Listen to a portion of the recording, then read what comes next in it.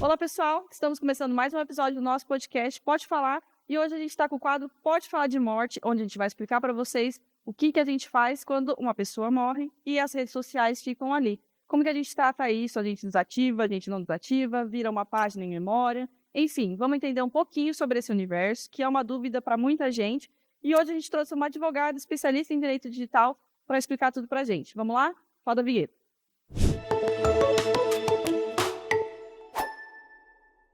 Antes de começar, Evelyn, primeiro eu gostaria de agradecer você estar aqui com a gente, ter tirado um tempinho para esclarecer aí um assunto que, entre nós mesmos, durante o trabalho, a gente mexe com a rede social do grupo, das empresas, e a gente sempre se perguntava qual é o rumo que isso toma depois que a dona da página, né, não está aqui mais, né? Vai dessa para uma melhor, né? Vai dessa pra... Exatamente, exatamente. Então, assim, muitas questões, por isso que a gente queria trazer uma especialista para falar sobre isso, para esclarecer aí para os novos associados, para quem está assistindo, porque é isso, muita gente não sabe o que fazer, né, depois que perde ali o ente querido, e aí fica com aquela página de Facebook, de Instagram, aquela coisa parada ali, pessoas mandando mensagem, né, de despedida, de saudade, um negócio assim que às vezes pode ser um pouco estranho, enfim. Mas antes eu vou deixar você se apresentar, falar um pouquinho sobre o que você faz, e é isso, fala um pouquinho sobre você. Primeiramente, muito obrigada, né, pelo convite, por estar aqui, é um prazer enorme. Bom, meu nome é Evelyn Strichter, eu sou advogada há mais de 12 anos, me formei na UEM e atualmente eu trabalho com direito de sucessões, né, direito de família e também direito do trabalho. Eu trabalho no escritório de advocacia Veríssimo e Viana e já faz todo esse período aí que eu comentei, desde que eu estou formada, que eu trabalho nessas duas áreas. Então a gente vai começar ali pelo básico, né? Que eu já não sabia, né? Que a gente começa aqui na pauta, tá escrito: a privacidade digital é um direito, né? E já começa aí com uma novidade para mim, porque é uma coisa que a gente, eu acho que no dia a dia esquece, né? De verdade, que isso fato existe. Mas na prática, o que isso realmente significa? Assim, quando a gente fala é um direito seu, a sua privacidade digital. Como que é isso? Perfeito. A privacidade digital é um direito até fundamental, né? Então, assim, ela encontra respaldo até na Constituição, lá no rol do artigo 5º, né? Onde garante a proteção à vida íntima e à privacidade. Então, o que significa isso na prática? Significa que você tem o direito, e até dever, né? Que pode falar hoje, mas de controlar o acesso o acesso de outras pessoas também aos seus dados. A LGPD também ela veio nesse sentido para garantir, por exemplo, que você autorize, por exemplo, os sites têm acesso aos seus dados. Então, acho que todo mundo ali, quando já entrou num site, já teve que dar ciente de que aquele site utiliza cookies para, né? E ali você está dando concordância de que aquele site utilize alguns dados seus. Então, assim, essa privacidade, essa transparência que a LGPD veio trazer para nós, né? Então, essa privacidade, ela abarca também essa segurança nossa, né? Essa informação que a gente tem de saber que nossos dados estão sendo tratados com respeito e segurança. E aí, pensando nesse contexto, o que a gente está sujeito a sofrer ali no meio digital, que pode ser arriscado para a gente, pensando não só na parte com relação à fase adulta, né, mas aí com essa galera adolescente, que está usando cada vez mais, né, que está cada vez mais online aí, qual que é o risco que a gente corre ali no meio digital? Nossa, os riscos são numerosos, né? Muitos, assim, tá cada vez mais sofisticados esses riscos, assim, a gente pode falar. Acho que daria outro podcast. Mas, assim, a gente pode nomear alguns principais, né? O principal é vazamento de dados. Primeiro, assim, órgãos públicos, entidades privadas, que elas têm muitos dados acumulados ali, elas são alvos constantes de ataques cibernéticos, né? E quando esses ataques, eles têm sucesso, né, esses ataques, os nossos dados pessoais sensíveis, eles acabam sendo expostos, né? Que são, tipo, o nosso nome, CPF, endereço, bancários, senhas. Então, isso, uma vez exposto, pode cair na dark web, e aí a gente passa a ser alvo dos golpes, né? Que daí vem outro risco, já utilizando o gancho, que a gente chama de phishing, né? Que é pescando em inglês, que nada mais é do que aquela ligação que a gente recebe quando, acho que todo mundo já recebeu uma ligação de, eu sou do banco, a pessoa tem seu nome, tudo, ela tem tudo, o seu nome da sua mãe, Sim. e aí ela age de alguma forma ali para que você passe outros dados para que ela, um dado da senha do seu banco, né? E aí acaba caindo num golpe. Ou então aquele e-mail que a pessoa recebe para clicar num link desconhecido, ou você tem um boleto para pagar, você baixa aquele boleto, vem um vírus, né, malicioso que acaba ali puxando seus dados ou até espionando o que você faz na internet. Com relação ao que você falou de adolescentes, né, um risco que eu acho muito grande é essa alta exposição de dados que acabam fazendo. Publicam demais, onde está, o que faz, os bens que possuem. Isso é muito arriscado, né? Tanto no virtual como física, né? Os riscos físicos que a gente também tem, né? Então, é bem importante tratar esses dados de uma forma mais privada. Então, igual a gente falou anteriormente na questão da privacidade digital, hoje a gente tem lá nas configurações a possibilidade de restringir esses dados, né? Então, é importante tratar isso de uma forma mais privada, né? Entendi. E você comentando da LGPD aí que veio, né, como um recurso para que a gente tentasse se organizar minimamente, né, como é que funciona as coisas no mundo digital, existem formas de que ela de fato protege a gente? Por exemplo, se houver um vazamento, sei lá, se meu banco vaza meu dado, eu consigo acionar isso na justiça, eu consigo ir atrás disso e receber alguma coisa? Como é que funciona? Sim, havendo vazamento de dados, né, claro, de uma forma comprovada, a LGPD garante isso, né, inclusive com relação aos dados pessoais sensíveis, que é aquilo que a gente acabou de falar, né, então CPF, às vezes, tipo assim, a tua preferência, também raça, cor, tudo que envolve realmente a pessoa, assim, sabe, gostos, hábitos.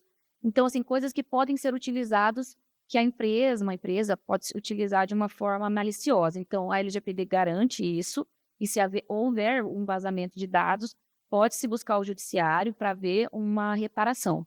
Tá, legal. Importante. É importante também que as empresas estejam de acordo, né? Eu sei que aqui no Ângelo a gente leva isso muito a sério, porque a gente tem aí inúmeros associados, né, que nos confiam seus dados, suas informações, então, bastante falta, não, existe o comitê do LGPD que tá sempre atuando, assim, mas na cabeça da maioria das pessoas é muito intangível, né? Aquela coisa assim, né? Ah, eu vou aceitar o cookie aqui, mas não vai acontecer nada, não vai ter, né? E é isso. Enfim, é perigoso.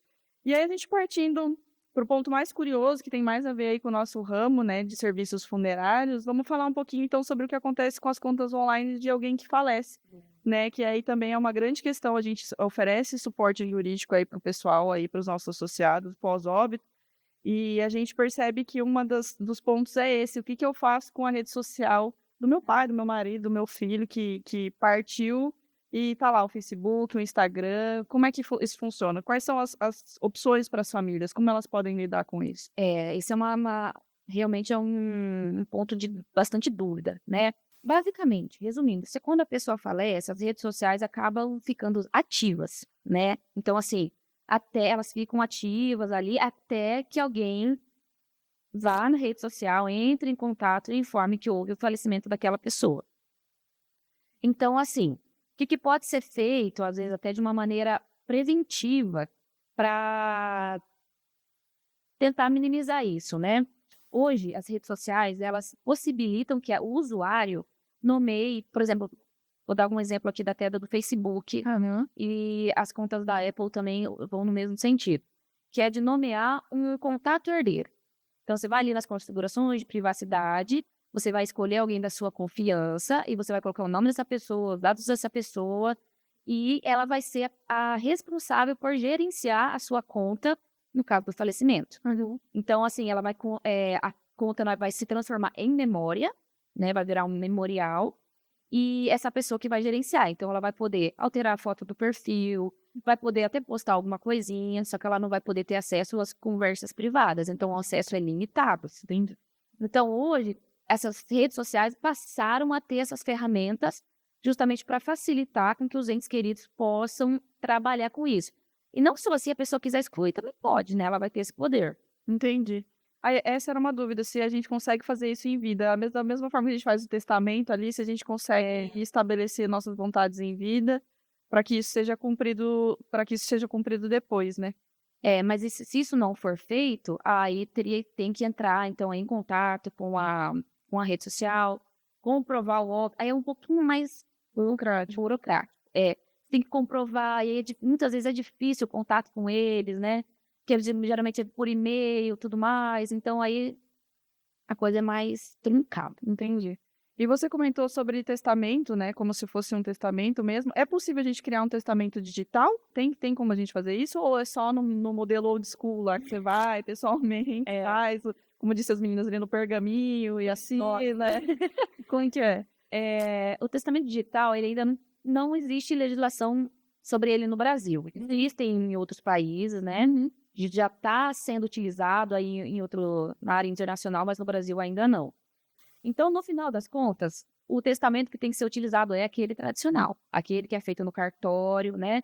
E ele pode ser usado para tudo ali, até você colocar todas as suas redes sociais, tudo que você quer que seja feito com elas, para quem que você destina. Então, se a pessoa, inclusive, tem criptomoedas hoje faz parte desse legado digital, Cada vez mais difícil. dessa herança, né? Então, assim, para quem que você vai destinar? Seu pai, pra sua mãe? Então, é importante já deixar isso já meio claro, né? Estabelecido, né? Principalmente essas criptomoedas, porque como elas são muito... Não é igual num banco, né? Elas Volátil, né? então, assim, elas têm chave de acesso, que é 1 milhão de número. Então, assim, se você perder essa chave de acesso, a pessoa não pega mais esse dinheiro. Isso acontece? Nossa. Pessoas vivas perdem essas chaves. Não, mas as pessoas deixam criptomoedas de herança? Isso acontece? Sim. Sim. Meu Deus, tá. Absurdo. E aí a gente já entra no segundo tópico, pensando não só na riqueza digital em cripto, né? A gente estava conversando aqui antes de começar a gravar sobre os influenciadores, né? Que tem grandes páginas, grandes youtubers, que a gente sabe que a monetização é imensa, né? São milionários aí. O que acontece com essas pessoas? Existe também um herdeiro disso? Eles conseguem estabelecer isso? O lucro continua vindo? Como é que funciona? Isso para quem é influencer, eu acho que isso é muito importante, passar a pensar nisso, né? Nesse legado digital. Eles ganham dinheiro com o ambiente virtual, né? Então, assim, uma vez que faleceu, tudo bem que a gente tem que levar em consideração também que influencers, eles ganham dinheiro em razão da sua pessoa, né? Então, é uma coisa personalíssima. Mas, uma vez que faleceu, isso pode... Na verdade, não pode. Ele é considerado herança. Então, vamos supor que ele tem uma página no YouTube, milhões de seguidores, né? Extremamente monetizado e tal. Isso é herança. Se a pessoa tem um filho, é importante já deixar isso claro em um testamento, se possível, né? Destinando todos os dados possíveis ali para aquela pessoa, para que ela tenha um fácil acesso quando do falecimento, né? E vier fazer o conjunto ali dos bens.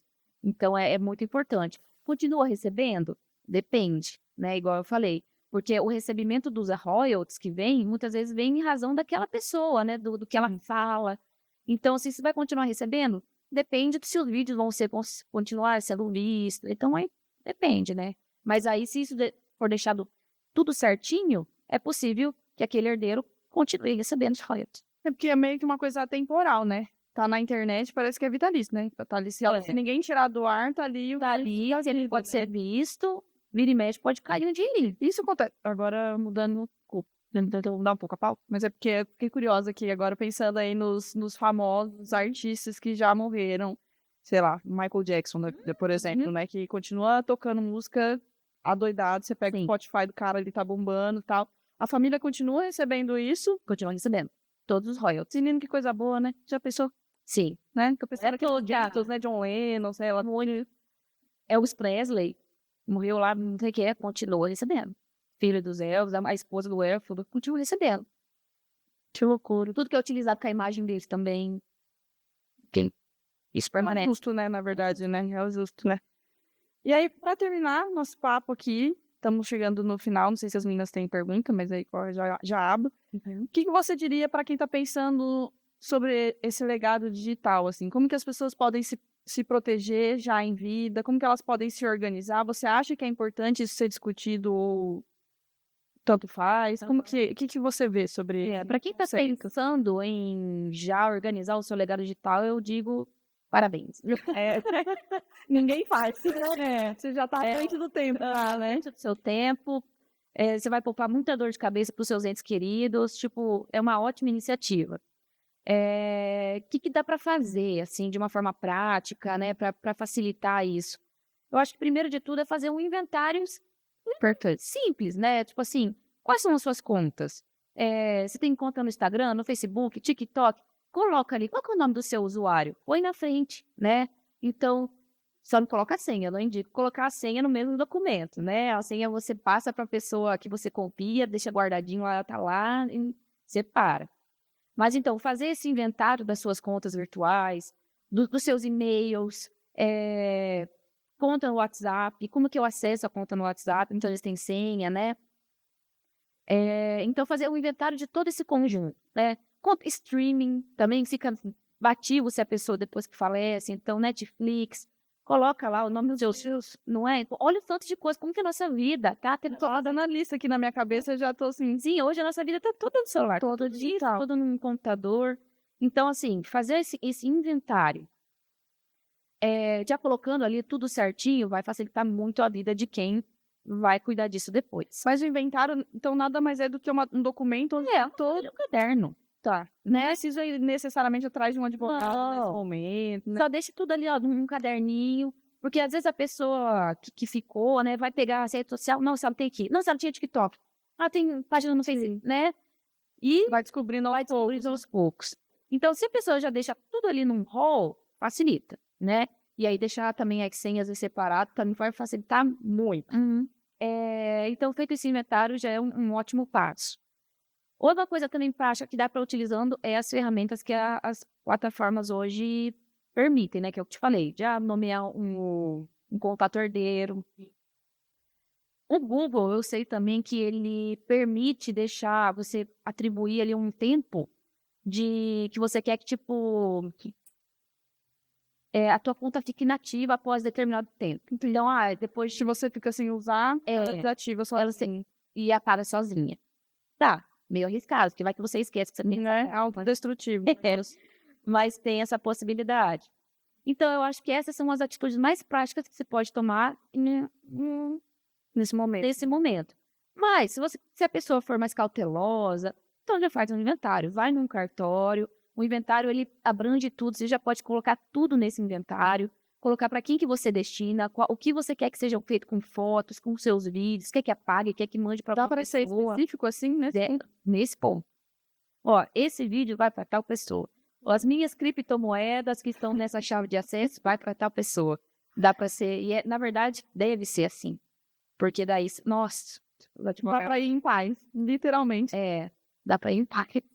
Nossa, eu tô listando aqui as minhas coisas pensando, meu Deus, tudo bem que eu não tenho um gato pra puxar pelo rabo também, né, mas, né, a rede social ali, Nossa. e é de fato, né, a hora que você começa a listar tudo que você tem, já fez de cadastro nessa vida, tudo que você já colocou seu cartão, tudo que você já... Amazon, Spotify, contas em lojas, comércios online, não sei, é muita coisa. Se você parar para pensar, é muita coisa. E aí, pensando aqui na filosofia da coisa, você acha que a tendência é piorar? Isso. Né? Eu acho que a nossa vida está cada vez ficando mais conectada, né? Essa era que a gente vive, assim, não tem. Nós estamos na era do ChatGPT, né? Assim, da inteligência artificial. Eu acho que agora é um caminho sem volta. Não tem mais, assim. Então, a questão é a gente tá cada vez com essas contas mais. Nossa vida está mais virtual. Sim. Então, eu acho que a questão acho que pior mesmo. Mas existem formas da gente se proteger, né? Tem que proteger e se organizar e deixar as coisas no jeito, assim, com certeza. Perfeito. Deixa eu passar alguma pergunta. Isabela quer saber se o inventário que a gente faz no cartório Tem tem, tem que ser cumprido obrigatoriamente. Discord. Ah, tá. Se houver discordância da família com relação ao que está no inventário, tem que cumprir o que está no inventário. cumprir o que tá no inventário. O inventário, ele inventário não, é o testamento. É o testamento. Ele é a última vontade da pessoa. Então, assim, ela deixou aquilo lá em cartório, que possui fé pública. Então, assim, não tem que fazer, tem que ser respeitado. Porque eu até ouvindo podcast, né, em geral, tem muitas questões nesse sentido, de filhos, né, que questionam o testamento, né? Porque falam, não, é meu direito, era do meu pai, é meu, não sei o que. Aí falam, não, Às vezes até trazem à tona, ah, não, porque ele fez esse inventário quando ele não estava bem. Aí é outra questão, assim. Então, por exemplo, se conseguir comprovar que alguém utilizou, né, de forma maliciosa, né, conduziu a pessoa, uma pessoa idosa, às vezes já não respondia mais por si mesmo, levou essa pessoa no cartório, o cartório não verificou se ele estava em nas suas faculdades mentais perfeitas, né, mas tem que provar, e essa prova difícil. é difícil. Até é possível de invalidação, mas mais disso. Em tese tem que se cumprir o testamento, testamento. Justo. Enfim, né? Os desejos da pessoa precisam ser respeitados, né? Querendo ou não. É porque na funerária não é assim, né? A gente passa por isso aqui, porque Isso. Não crema. Se mesmo estando em testamento? Agora com relação ao testamento, eu imagino que a gente que deva seguir o testamento, mas se for só assim, o filho me falou que gostaria de ser cremado. Aí chega lá no Tem força, Mas mesmo se ele pagou o plano, se ele pagava o plano de cremação, chega na hora, se a família decide que não vai ser cremado, vai ser sepultado. Infelizmente, nesse caso, ele realmente não tem uma força vinculante igual o testamento, né? Porque se o testamento tá lá escrito que ele quer ser cremado, e vamos supor que um dos parentes resolve não fazer, e mais alguém descobre, isso dá uma briga bem boa, Sim, né? Porque o testamento, ele tem que ser seguido. Agora, se a pessoa só falou de boca, mesmo que ela pagou o plano, para que seja feita aquela vontade dela, infelizmente não tem essa força, né? Então, assim, daí o familiar ele pode tomar uma decisão divergente do momento ali, Não é baseado na emoção. baseado na emoção e muitas vezes no próprio interesse. Ah, mas eu quero ver a lápide lá, né, tal. Sim, A gente entende, mas infelizmente pode ser feito. tá certo. E aí, por fim, você quer deixar mais algum recado? Tem alguma coisa que você gostaria de falar que não foi dita ainda, que você considera importante, ou falamos tudo? Falamos tudo, né? Então a gente acha que vai estar todo mundo saindo daqui mais preparado, né? Tentando em se organizar. Se você quiser ver sua pauta aí, Deixa eu ver se passar alguma coisa. Uma coisa que eu anotei. Não, eu acho que isso. Era isso, né? Tratamos tudo. A pauta aqui que eu tinha também foi tratada. Pessoal, espero que com essa conversa aqui rápida, vocês tenham entendido a importância da gente se organizar. A gente fala isso muito aqui também no Grupo Ângelos com as nossas marcas, que organização nesse sentido não tem idade, né? A gente costuma falar que plano funerário, coisas nesse sentido, mas vou viver muito ainda, né? Mas A gente não sabe. a gente não sabe, né? Não tem como saber. Então, assim, quanto mais organizado for a sua vida com relação às suas coisas, aos seus dados, às suas vontades, que isso seja esclarecido quanto antes, né? Não custa nada a gente se organizar. Às vezes a pessoa acha um pouco mórbido, né? Já ir tratando. Acha que atrai, né? Fala, não, se eu fizer isso, vou atrair. Mas bate na mesa, mas é importante. É importante até porque você deixa aí quem vai ficar em paz também, né? Mais tranquilo com as decisões que vai tomar, facilita a vida de todo mundo que tá ficando, afinal já é um momento difícil, né? Então, quanto mais claro tiver para todo mundo, melhor, né? Então, para quem quiser saber mais sobre o trabalho da Evelyn, a gente vai deixar os contatos dela aqui nas legendas, na descrição do vídeo também. Forção, né? Podem acionar ela aí também na rede social, no digital, né? Que ela vai estar à disposição do digital aí. Não tem como não estar, né? Mas, como a gente falou, tá cada vez pior e daqui pra frente é só pra trás, gente. É isso, obrigada por mais um episódio. Espero que vocês tenham gostado e até a próxima. Até mais. Tchau, tchau.